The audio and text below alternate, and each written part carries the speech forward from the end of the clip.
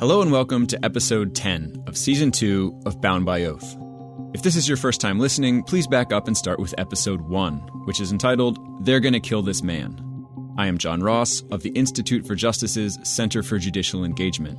And on this episode, we return to the subject of absolute immunity. On part 1, we'll talk about prosecutorial immunity. The prosecuting attorney is absolutely immune from a suit for damages under Section 1983 for action taken within the scope of his prosecutorial duties. You cannot sue a prosecutor for prosecuting. If they fail to turn over exculpatory evidence, or use perjured testimony, or even prosecute someone that they know to be innocent, all of that clearly violates the Constitution. But they are totally immune from civil liability. In my view, the two justifications that the Supreme Court offered for prosecutorial immunity are baloney. There's nothing to support them. And on part 2, we'll talk about perjury. If a police officer or any other kind of government official lies on the witness stand at trial, that also violates the Constitution. But you can't sue over it. Do you think that Congress meant to punish perjurers when it passed the Ku Klux Klan Act of 1871? Your Honor, there is certainly evidence in the legislative history that Congress was concerned about perjury. There's a lot of evidence, wasn't there? Yes, there was evidence of that, Your Honor. There was a lot. Also on part 2 of this episode, which we'll release in a few days, we'll talk about another group of officials. Officials who are not judges, but who the courts have nonetheless cloaked with absolute judicial immunity, or so-called quasi-judicial immunity. That group includes social workers, parole hearing officers, mental health experts, land use officials, and members of occupational licensing boards, among others. People whose roles or job titles generally did not exist in the 19th century. The Supreme Court has repeatedly said that if an absolute immunity did not exist at common law in 1871, courts should not be granting absolute immunity today. On this episode, we're going to return to some themes that we've talked about earlier this season. For instance, the Supreme Court has said that there are essentially two kinds of justifications for immunities. One, whether officials would have historically enjoyed immunity at common law. And two, whether they're good policy justifications today for officials to continue to enjoy those immunities. Also, we'll return to the idea that when Congress passed Section 1983 and said that every person acting under color of state law could be held liable for constitutional violations, it meant what it said, and thus created a brand new cause of action independent from common law. But given that the Supreme Court has ruled otherwise, has the court done a particularly good job of applying the common law? First, though, before we dive into the case law, we're going to hear from one modern-day victim of a malicious prosecution who took his case all the way to the Supreme Court. Someone who stood up for what he thought was right, annoyed some politically powerful people in his community, and for his troubles, found himself charged with crimes that were entirely fabricated by a prosecutor and a perjurer. Raise your right hand and repeat after me. I, Stephen Breyer. I, Sonia Sotomayor. I, Neil M. Gorsuch. Do solemnly swear that I will support and defend the Constitution of the United States against all enemies, foreign and domestic. And that I will faithfully and impartially discharge and perform all the duties incumbent upon me under the Constitution and laws of the United States. So help me God. I'm Charles Rehberg. I was born at Phoebe Putney Memorial Hospital in Albany, Georgia. I lived there all of my life. Charles Rehberg is a retired certified public accountant who spent most of his career in the field of healthcare finance. Either as an auditor of hospitals, a chief financial officer of a hospital, or a consultant to hospitals, or as a practice administrator for a group of surgeons. And in 2003, he had occasion to look into the finances of Phoebe Putney Memorial Hospital, the hospital, it just so happened, where he'd been born. Charles and a group of 6 surgeons were trying to open a new outpatient surgery center in Albany, but they got some intense pushback. We had a lot more than expected opposition from the local hospital, Phoebe Putney Memorial Hospital. In Georgia and in many other states, you need permission from the state before you can open a new healthcare facility, add more beds to your hospital, or buy equipment like an MRI machine and more. And in practice, the requirement essentially gives big, established players in the industry like Phoebe veto authority over new competition, no matter how small. All of that opposition caused me to just wonder, why are they fighting this so hard? This is such a small piece of business compared to what they do. Most of what general surgeons do, in fact, is done in the hospital anyway. All 6 of the doctors who were trying to start the outpatient center with Charles also worked at Phoebe. One of them, Dr. John Bagnato, was the chief of surgery at Phoebe. Their plan was just to offer minor procedures where patients could come and go in the same day, a new service that's more convenient at a lower price.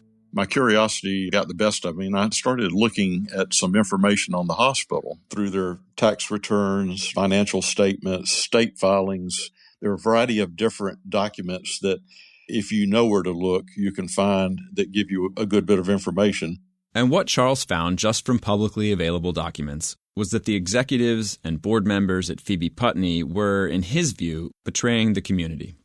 One of the more shocking things was the way that indigent patients were often treated. The hospital is a 501c3 nonprofit. It doesn't pay taxes because it's supposed to have a charitable mission. But at Phoebe, charity was a literal last resort. So what would happen was that the hospital would pursue collecting these individuals pretty harshly. They would go through first collection agencies that would call them and send letters and do all the threats that collection agencies do. And then if that failed, in a lot of cases, they would proceed to file lawsuits against the patients to try to recover their assets or garnish their wages.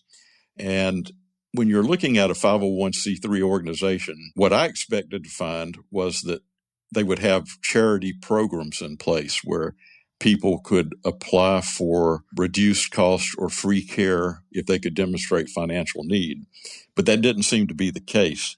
Instead, what the hospital did was send collection agencies after people and try to garnish their wages. And then if that didn't work, they'd give up and say, okay, we'll write that off as charity. That's really not the way it's supposed to work. Charity is something that actually has to be given up front. You can't aggressively try to collect the debts and then when you fail, just decide to call it charity. And to Charles, it certainly seemed like the hospital could afford to be more charitable. I discovered what we felt like were enormous executive salaries over there. We discovered they were sitting on just enormous stockpiles of cash. And then there were the trips to the Caribbean. I learned also that the hospital had accounts in the Cayman Islands, and that was pretty surprising to find. Hospital executives were frequently flying to the Cayman Islands. They would charter jet planes, and they would fly down there and hold various meetings and what have you. Later in discovery, we found what we considered were some pretty serious abuses of expenses where during these trips, there were a lot of personal expenses and so forth that the hospital was paying on behalf of these people that went on these trips. Fancy dinners, golf, sportswear, cigars. And at the same time Phoebe's board was living the high life, they were pleading poverty in the community and at the legislature. They hold events where they solicit contributions from the public, and people are probably going to be less likely to want to contribute money to an organization that's actually probably the wealthiest organization in the entire community. In general, when dealing with politicians and lobbying for Medicaid changes and things like that, the hospital industry, as a general rule, does try to show itself as being somewhat poorer than they are. They're always making the case that they need more funds. To Charles, none of that sat right. So he and one of his partners, Dr. John Bagnato, decided to do something about it. It struck me that people needed to know. So it occurred to me, I think I'll send out a fax, and I will just star 69 or whatever on the fax machine so it shows no phone number on the other end to be anonymous. From September of 2003 to March of 2004, Charles and Dr. Bagnato sent out faxes with the information about Phoebe that they'd gleaned from public records and that they took care to ensure did not contain embellishments or misrepresentations. If I made a statement anywhere in those faxes, I could back it up. It's my nature that I'm not going to go out on a limb and say something I can't defend. They called the faxes Phoebe factoids, and they sent them to local businesses and community leaders.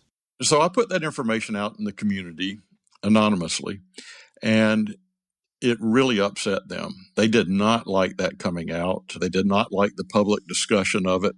For the first time in years, the local press actually began taking a look at them and what they were doing, whereas in the past, almost anything reported about the hospital came from a press release that they issued. So it really changed things for them. They were under some scrutiny, and they didn't like it. And they responded really, really harshly. Through their attorney, they hired a series of private investigators who, most of them were former FBI agents, and they tried multiple ways to determine who I was. But they didn't get anywhere. Without subpoena power, they just weren't able to turn up who we were. Until the hospital turned to a friend in government. After hitting a dead end, they asked Ken Hodges, the head prosecutor in the county, to help them out. They approached his office and solicited his help in conducting an investigation, even though this clearly wasn't anything criminal. What seems to have happened was, in fact, we discovered that there were a lot of political contributions made in this time frame to Ken Hodges by the various hospital board members and executives. Mr. Hodges' wife actually obtained a position at the hospital as kind of a video spokesperson, doing video TV shows and so forth for the hospital. And it looks like this series of favors was rewarded with an investigation. Doherty District Attorney Ken Hodges helped Phoebe Putney Hospital go after the author of the Phoebe factoids. Hodges admits he took information gained by a criminal grand jury subpoena and gave it to the hospital. There's nothing that I've done that's unethical. Hodges received thousands of dollars in campaign contributions from people who work for the hospital, and Hodges' wife was recently hired by Phoebe. With the government's subpoena power at their disposal, Phoebe was able to determine Charles Rehberg and John Bagnato's identities.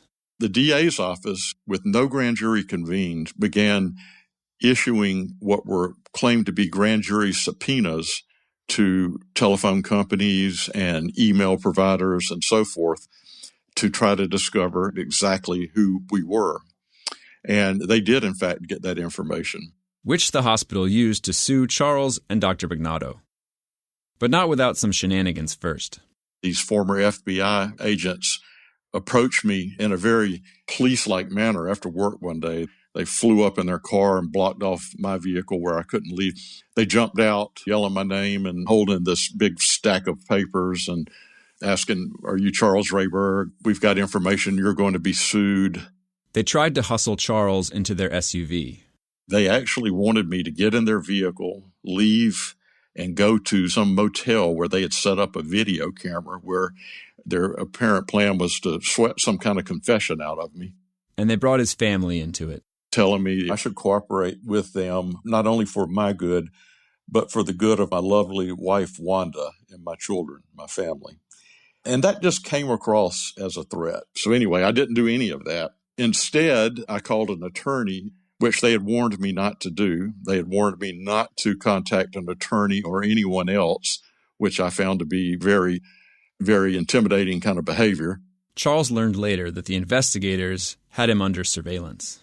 One thing I learned was that they had followed me around for a period of time, as well as my wife, even as she took our children to school and gymnastics lessons and things like that.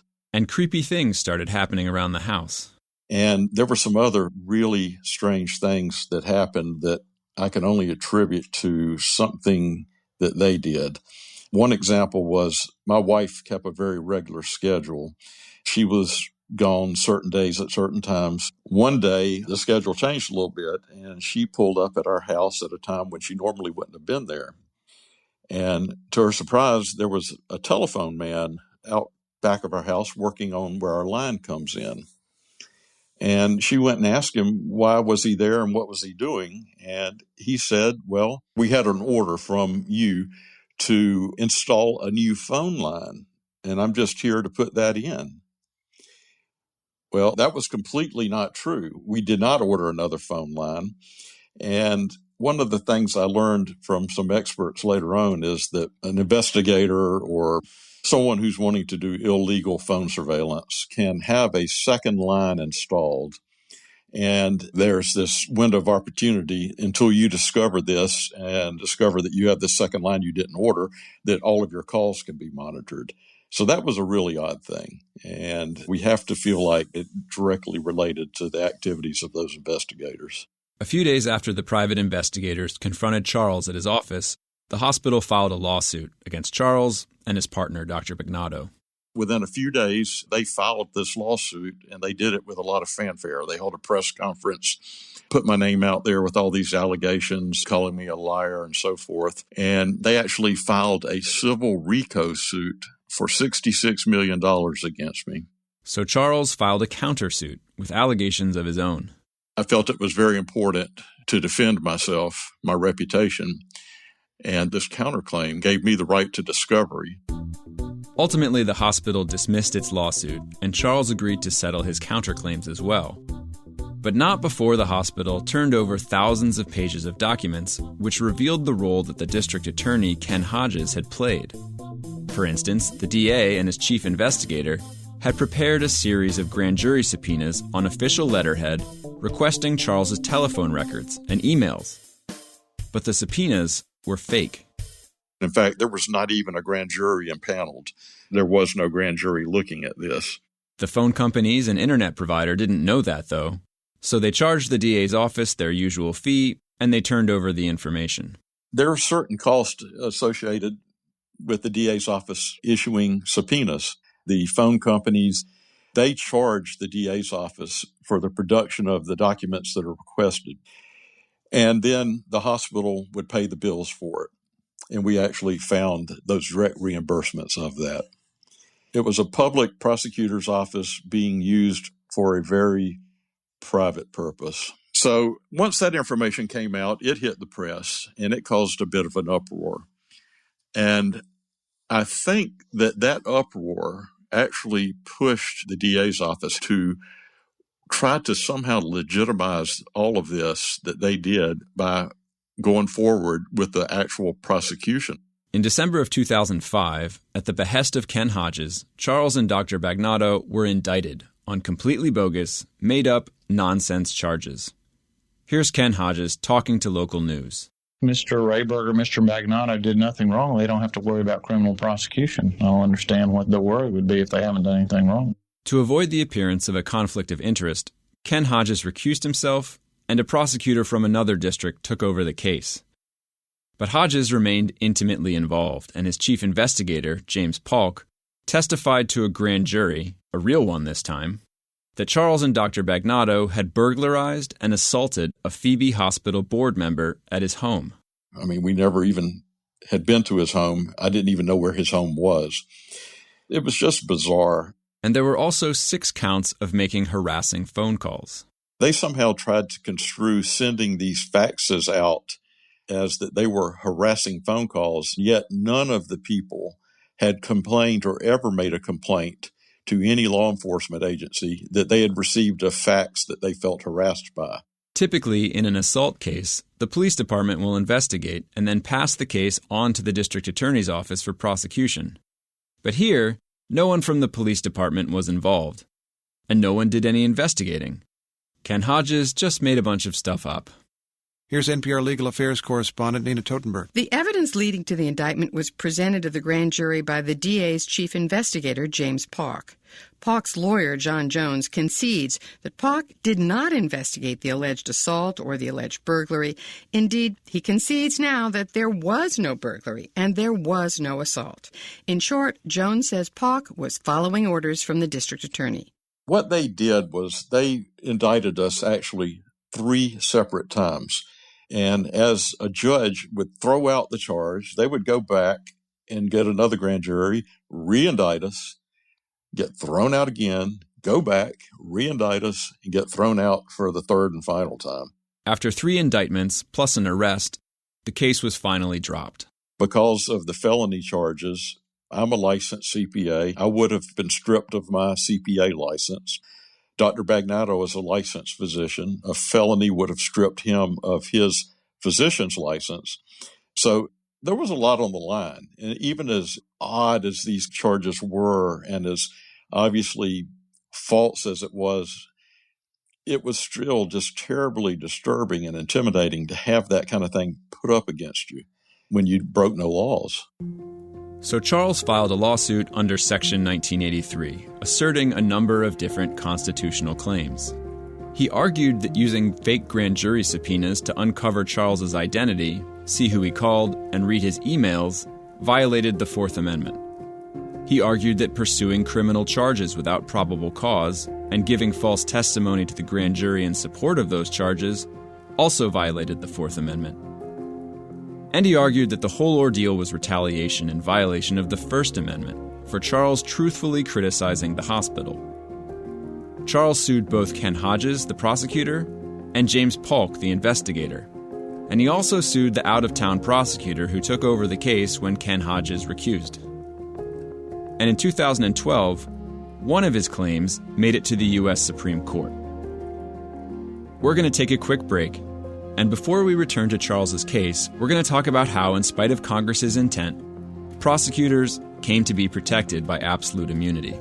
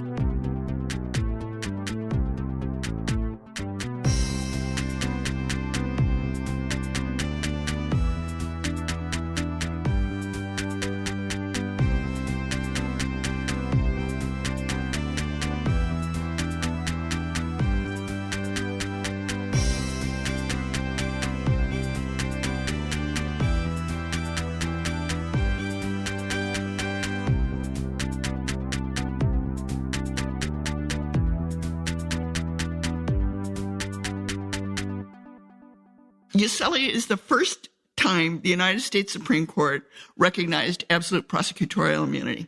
So in that sense, it's a big case. In fact, it's a very tiny case. It's like 10 lines long. I mean, I'm not kidding. That's all it is.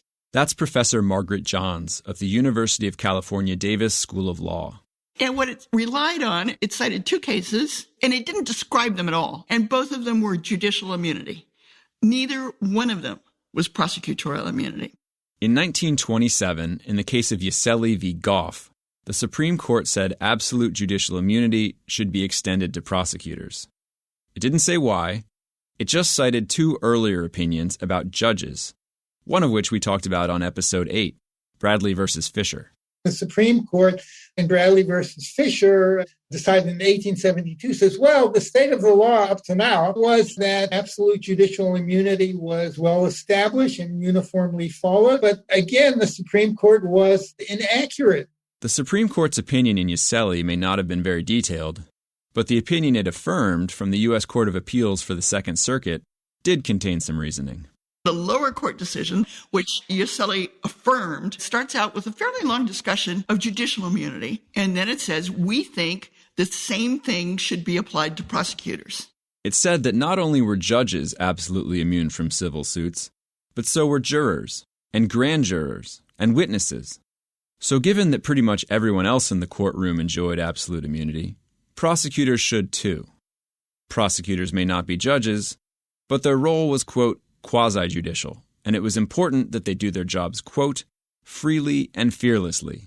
Their justification was that we're trying to protect the judicial process from people second-guessing it after the fact, and then suing the prosecutor because they don't like the result, and that turning into a whole spiral of litigation.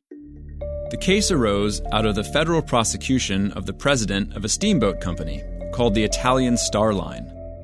The company, which was formed by Italian-American immigrants with the intent of sailing to Italy and back, had purchased a steamboat from the federal government and agreed to pay in installments. But after the sale, officials demanded a huge lump sum payment that was not part of the agreement. The company refused to pay, and its president, Paul Uselli, was prosecuted for defrauding the government on the grounds that he had paid a bribe to a United States Shipping Board official to push through the sale of the boat for less than it was worth, $215 per deadweight ton instead of $220. But after the prosecution made its case, a federal judge directed the jury to acquit because there was no evidence of a bribe or of fraud. Paul Uselli then filed a lawsuit arguing that the prosecution, led by a prosecutor named Guy Goff, had been malicious.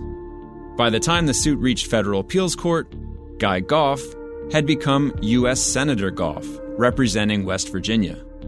So it's possible that having a sitting U.S. senator as the defendant did not bode well for the first prosecutorial immunity case to reach the Supreme Court. And it's also possible that however baseless the prosecution was, it seemed to the courts to be an issue of national security.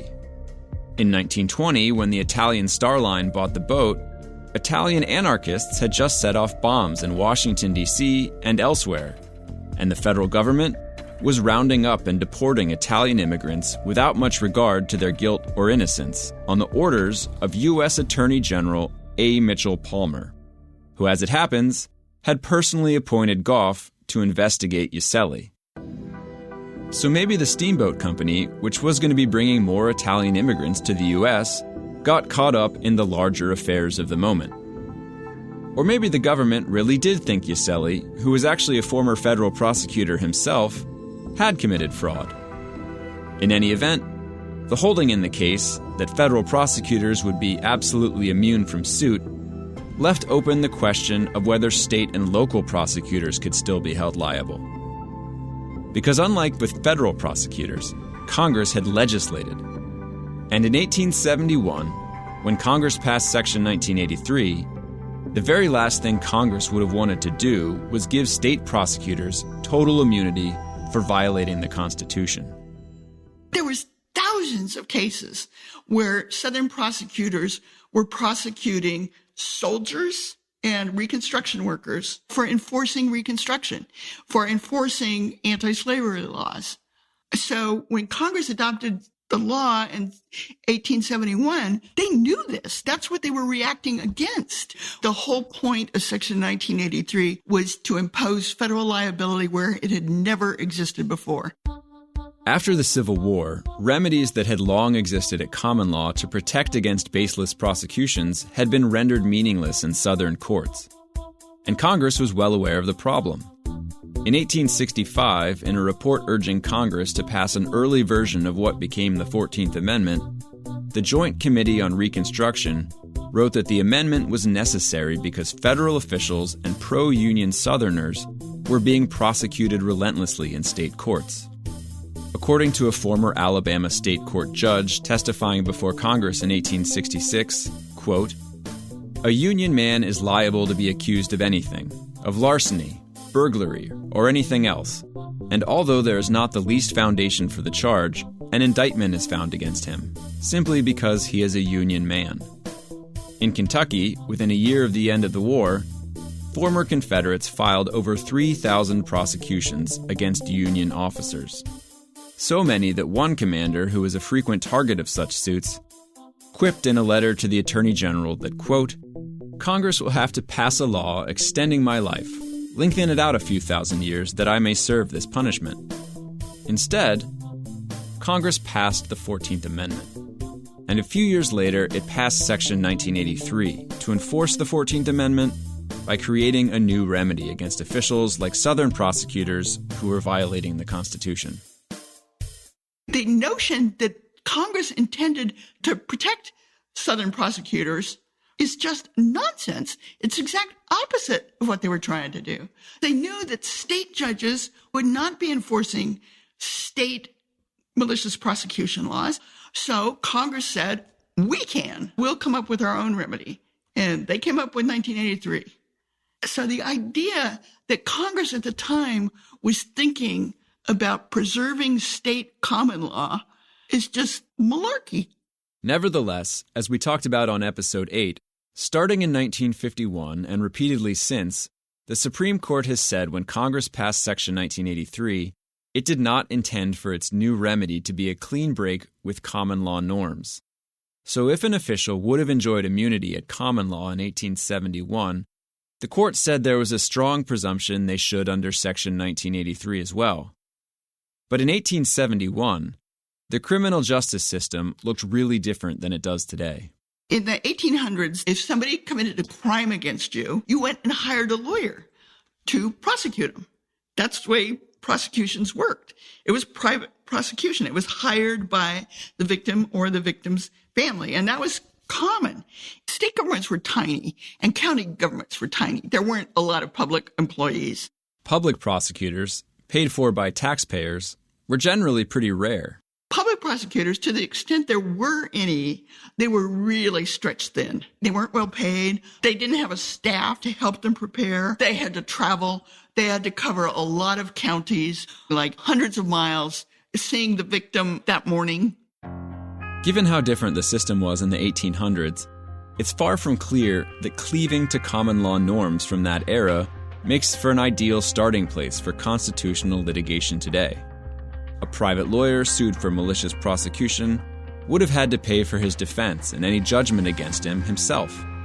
Today we know government officials don't pay litigation costs. But this is the Supreme Court's sandbox, and we're all just playing in it. In 1951, the court said legislators would have been absolutely immune from suit in 1871, so they would be under Section 1983. And in 1967, it said that judges would have been absolutely immune, and further, that police officers would have been qualifiedly immune. Which, as we discussed on episodes 6 and 8, was not really true. But putting that to the side, what did the common law say about immunity for public prosecutors? In 1976, the Supreme Court took a look. In the case of Imbler v. Packman.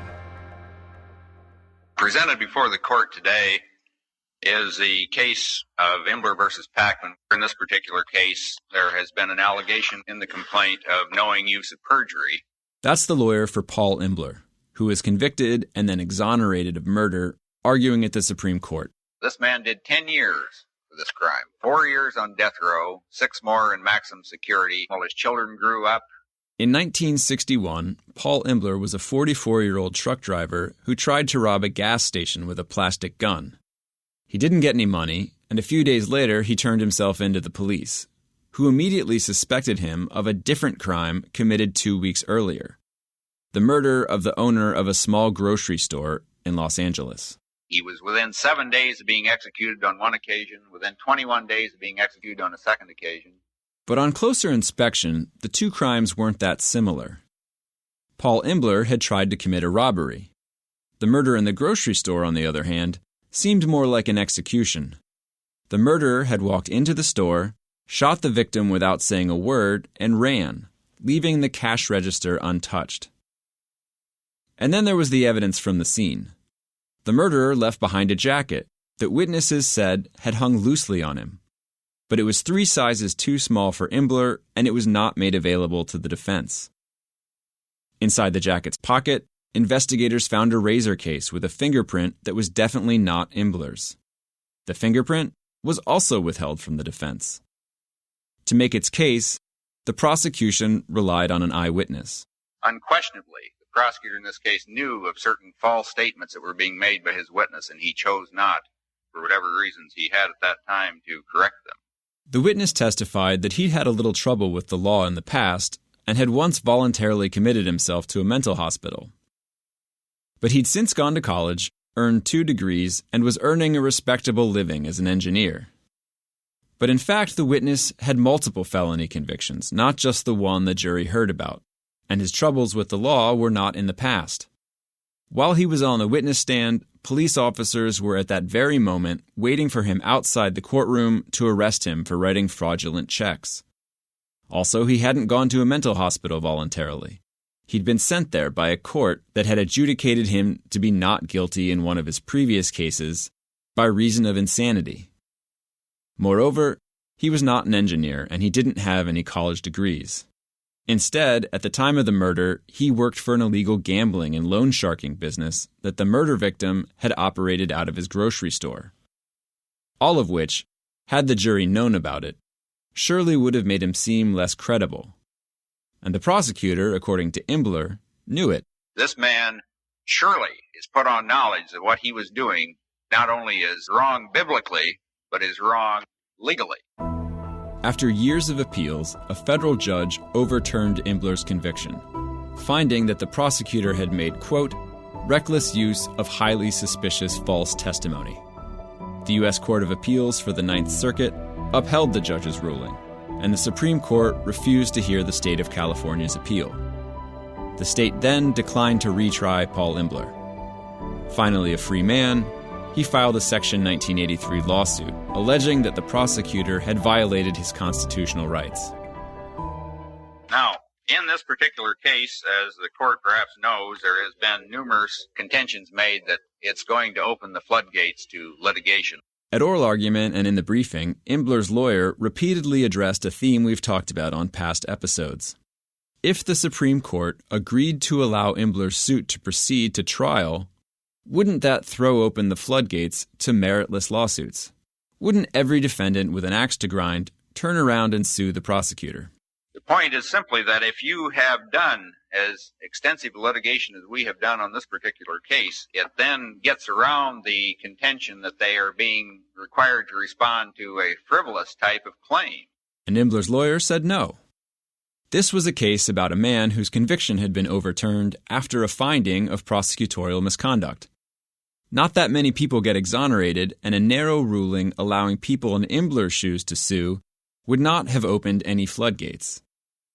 But Imbler's lawyer also argued that the court could, and should, rule more broadly, and allow, for instance, people who had been prosecuted but not convicted to sue as well.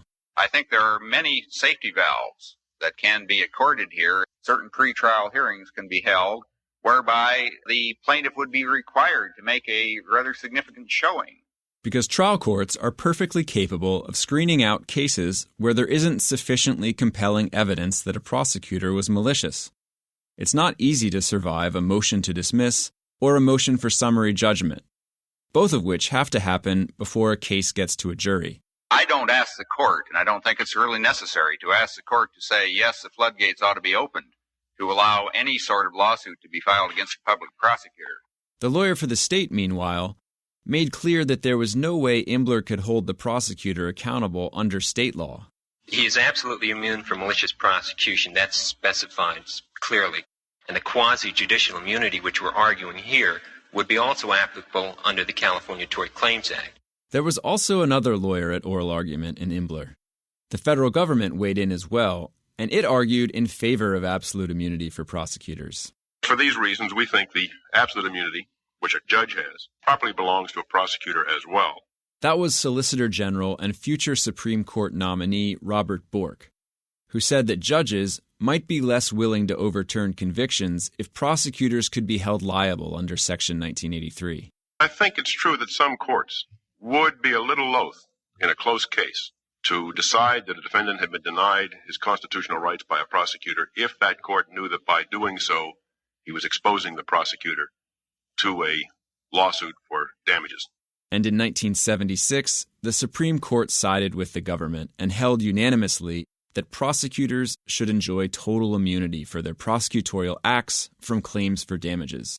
Allowing such suits would prevent the vigorous and fearless performance of the prosecutor's duties that is essential to the proper functioning of the criminal justice system. That's Justice Powell announcing the court's decision. Although the immunity doctrine leaves the wronged criminal defendant without civil redress, a different rule would disserve the broader public interest. We'll come back to some of the reasons the court said absolute immunity serves the public interest in a moment. But first, we'll talk about its historical justifications for the doctrine. Under the common law, a prosecutor long has enjoyed complete immunity from suits for malicious prosecution. The ruling entirely ignored the history of baseless prosecutions in the South during Reconstruction and Congress's intent to create a new remedy apart from the common law remedies that had proven unfit for the task. Instead, the court skipped straight to what the common law said about immunity for prosecutors, and it ruled that indeed prosecutors had enjoyed absolute immunity at common law. But the court was being extremely slippery.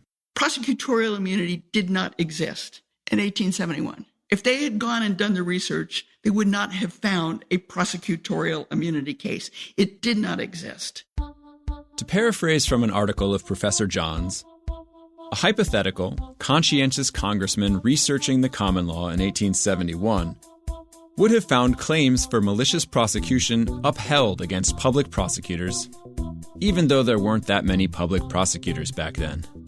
Instead, and as the Supreme Court acknowledged in Imbler, the very first case in American law that granted absolute immunity to prosecutors was decided by the Indiana Supreme Court in 1896, 25 years after the passage of Section 1983.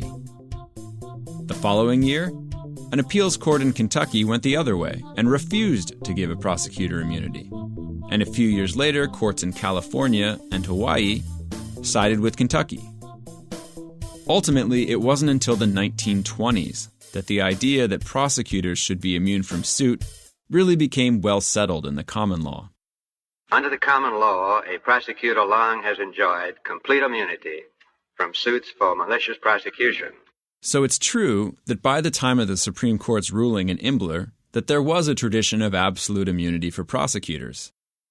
But that tradition was only a few decades old, and there's no way that Congress, in 1871, could have intended to preserve an immunity that did not exist. Nevertheless, the Supreme Court sidestepped its previous rulings that the common law circa 1871 had to be preserved. Perhaps because, in the court's view, absolute prosecutorial immunity is just a really, really good idea. A different rule would disserve the broader public interest. And the court's reasoning will all be familiar from past episodes. For instance, the court ruled that the threat of personal liability would undermine prosecutors' independence, and it assumed that prosecutors might face bankruptcy for honest mistakes. Today we know that's not a reasonable assumption.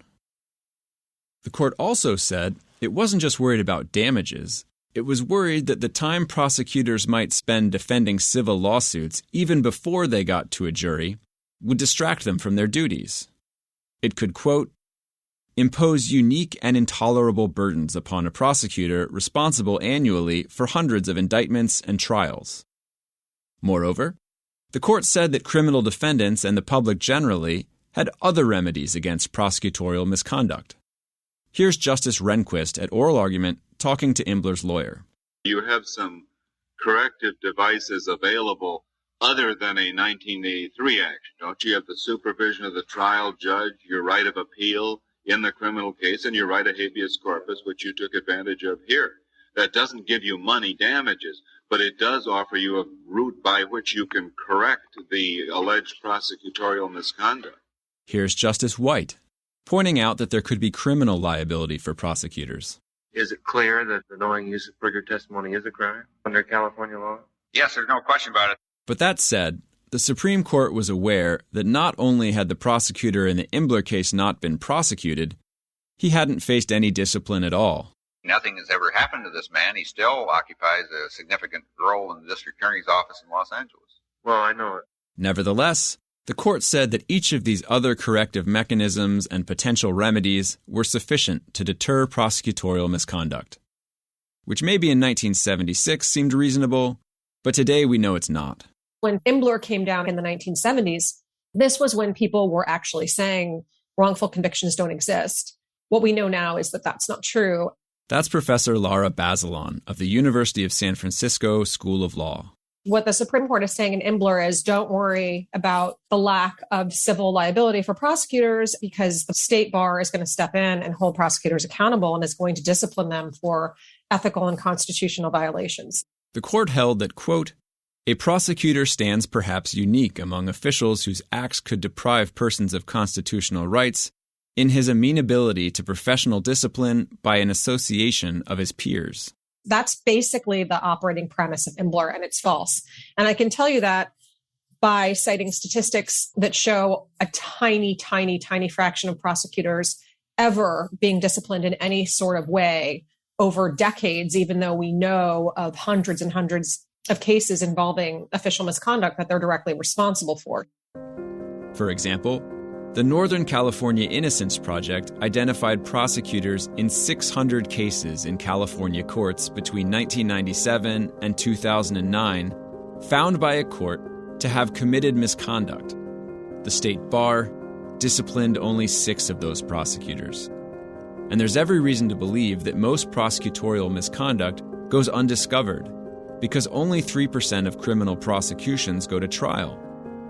And in the other 97% of cases, if a prosecutor withholds evidence or commits some other kind of misconduct, it's likely no one's ever going to know about it once the defendant has pled guilty. So there's that general, undisputed, empirical fact. But then there's also my personal experience, which is that I've decided to stress test that whole idea here in the state of California by bringing bar complaints of my own as an independent outside observer, someone having nothing to do with any of these cases, but learning about them as an academic and applying the rules and essentially writing up complaints that do the state bar's job for them and include exhibits and arguments that are very, very detailed. And every single one of those complaints has failed. Most recently, in October of 2021. The prosecutor is an individual named Linda Allen. And in my bar complaint, I talked about 2 separate cases. The first case involved a man named Jamal Truelove, and she prosecuted him for murder. There was no evidence that Truelove was at the scene of the murder except for the testimony of one eyewitness, whose account changed several times in significant ways. It was a single ID, a cross-racial ID, a stranger ID. In other words, this was an extremely weak case. But the prosecutor, Linda Allen, told the jury that the witness's inconsistent statements could be explained by the fact that she was afraid for her life. She said over and over and over again to the jury, you have to believe this witness. You have to believe her. She gave up her whole life. We had to put her in the witness protection program because of the threats that she was facing, strongly implying that those threats came from either Jamal Truelove or his family, and that she had given up her entire life to live in a crummy motel and constantly be looking over her shoulder. And in fact, the threats were so terrible that the witness's sister and sister's family had also had to be put in witness protection. Jamal was convicted and sentenced to 50 years to life. But in 2014, a state appeals court overturned the conviction because Linda Allen had made all of that up. There were no facts in the record to support any kind of threats ever having been made to this witness or any justification, in fact, for putting her in witness protection. Following that decision, which was scalding, she was permitted to try Jamal Truelove again, and she did. At the second trial, the witness testified that she'd never been threatened by Jamal or anyone else, and he was acquitted. Ultimately, he spent over 6 years incarcerated for a crime that he did not commit. In his civil trial, the jury found that he was actually innocent and that the police had committed serious misconduct to convict him, and he was awarded $13 million. He was stabbed while he was in prison, and he was separated from his young children. The real perpetrator has never been identified. That's case number 1. The second case involving Linda Allen was also a murder, and 3 defendants were charged. She did not turn over a recorded statement by an eyewitness who said that the people who carried out the killing were actually not these 3 people. It was on a disc labeled number 55. She turned over 51, 52, 53, 54, and 56, and then onward. In his statement, the eyewitness told police that he had a terminal illness, and in the 4 years it took for the district attorney's office to finally turn over the disc, he had died. Because of the delay, the defendant's lawyers were unable to interview him, and the 3 defendants ultimately took plea deals. Linda Allen has never had to face any real accountability for violating the Constitution. But she didn't just violate the Constitution. She also violated the rules of professional conduct of the California State Bar. And in Imbler, The Supreme Court said that would be something that prosecutors would have to take seriously. I filed the Linda Allen complaint in May of 2019. And what the state bar said was, with respect to Jamal Truelove, it was too late. They said you exceeded the statute of limitations, which is 5 years, and they counted to the Court of Appeals decision, which came down in January 2014. And they said, well, you should have filed by January 2019, and you didn't. You're too late. Which is baffling. His conviction may have been overturned in 2014, but Linda Allen re-prosecuted him. And according to the state bar's rules, additional proceedings like that mean that the deadline to file a bar complaint gets pushed back. With the Barnes complaint, which was the second case, it was even more bizarre. They acknowledged that it was timely by 8 months, so it was within the 5 years. But they said 8 months wasn't long enough for them to investigate the case within the 5 years. The rule is you have 5 years to file a complaint. The rule is not that both the complaint must be filed and then the bar also completes its investigation in 5 years. Which is sort of mind-blowing. Their reasoning made absolutely no sense. But that was enough to get rid of that complaint.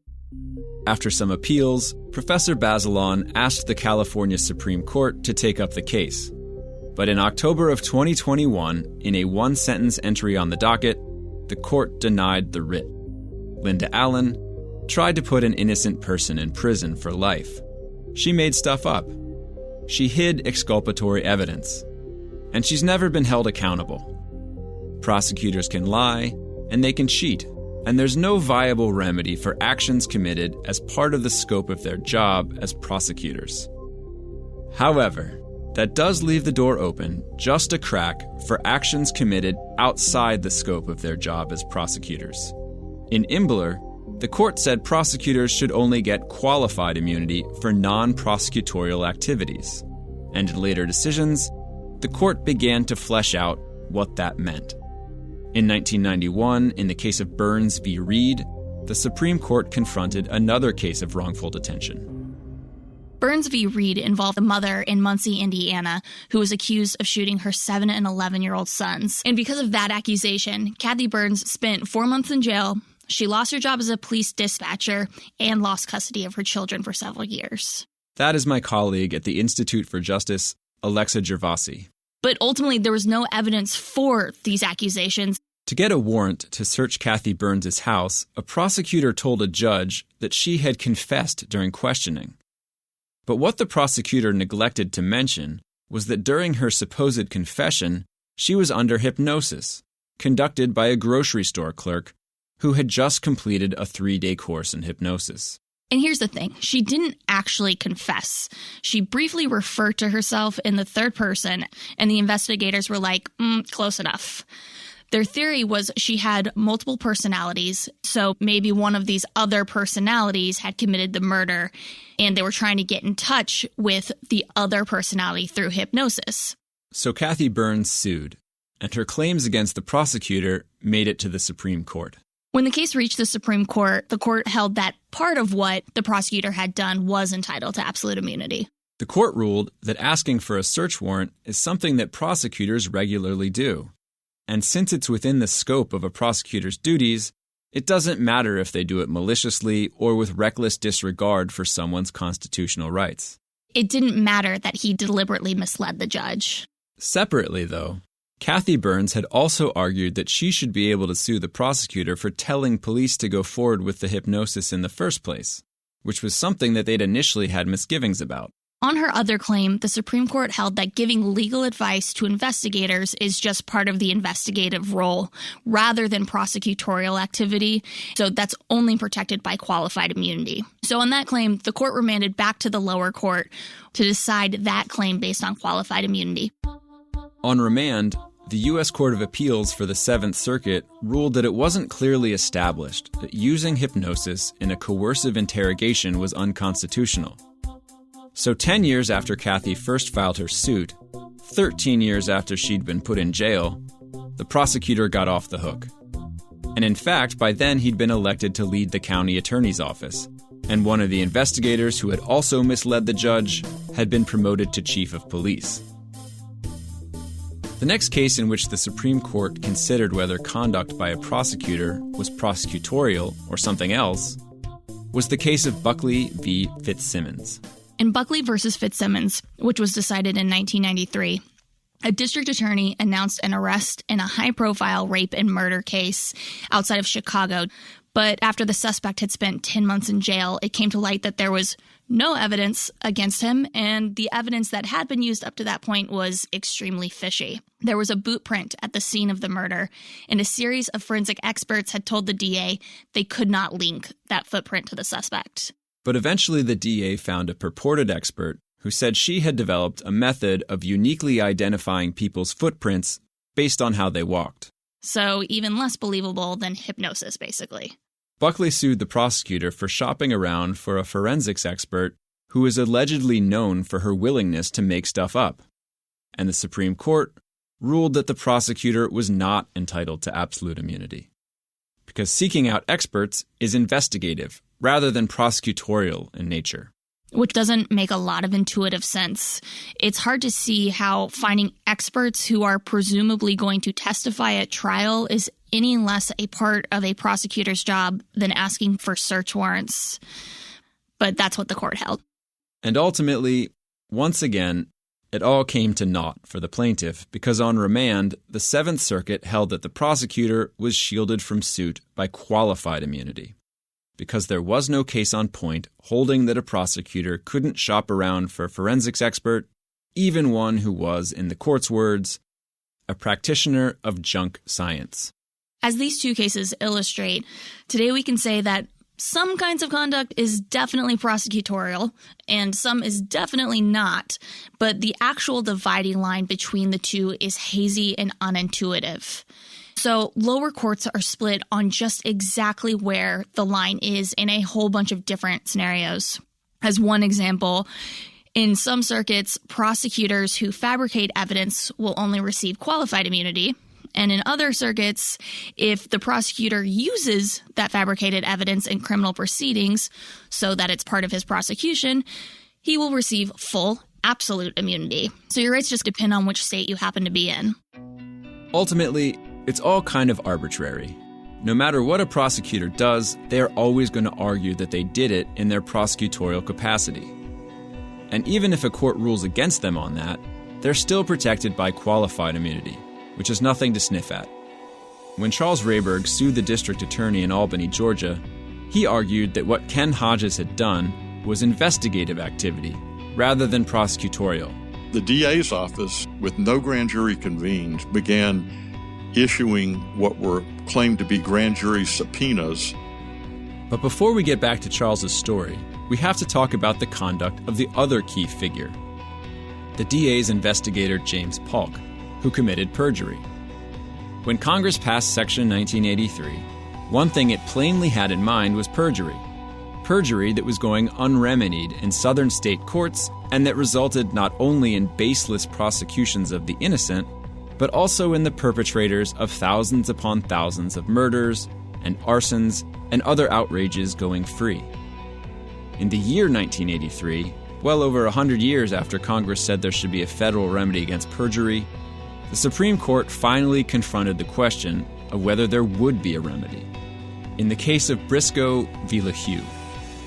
That's coming up on Part 2. Thanks for listening.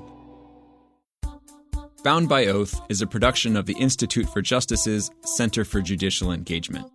This project was edited by Charles Lipper and Cassa Lee at Volubility Podcasting. It's produced by Anya Bidwell and John Ross. For this episode, we relied on numerous scholarly works, including by Margaret Johns, Bennett Gershman, Kathleen Rodolphi, Maurice Prosser, and the National Registry of Exonerations. Audio from the Supreme Court comes from Oye. Music by Cole Dinas.